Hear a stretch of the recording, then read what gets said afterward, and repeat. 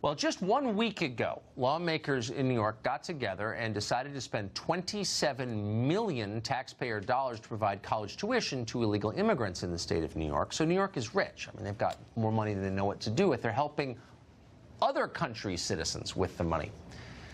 So you'd think they'd be willing to spend something, maybe just a little bit, to help the children of fallen U.S. soldiers, but you would be dead wrong. This week, the legislature shot down a bill to expand tuition aid for the children of soldiers killed or disabled in the line of duty. Nicole Malliotakis is a Republican in the New York Assembly. She's a former candidate for mayor, and she joins us tonight. Nicole, thanks very much for joining us. This is one of those juxtapositions that's sickening, really, when you think about it. Did anybody in the legislature in New York note that you had just spent $27 million for foreign nationals to get tuition?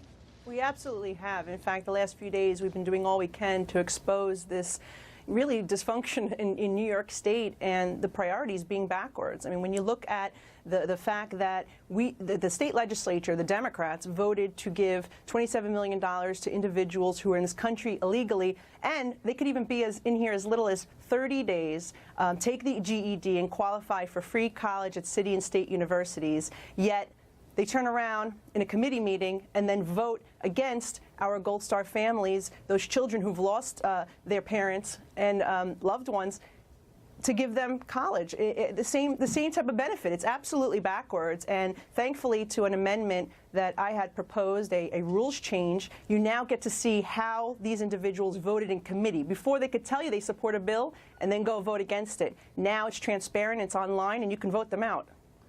So, look, this is a national show. I'm sure most of our viewers will not be familiar with anybody in the New York State legislature, but I want to get it on record. I want it on tape. Who pushed this? Can you name a couple names so that we can keep track?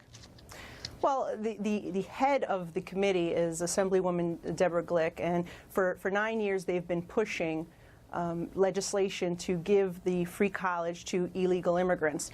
Finally, this year, with the change in balance in the state Senate, they finally got it done, and so it did pass in the state budget. But what is more shocking is in the state budget, they also tried to strip $4.8 million for mental health services for our veterans who are returning and are trying to assimilate back into civilian life. This is life-saving. It can mean life or death for a returning veteran. Peer-to-peer counseling, mental health programs. Governor Cuomo proposed to cut that funding in the budget. The state assembly, a Democratic majority, also proposed to cut it. We fought back. We restored it, and that's the happy ending.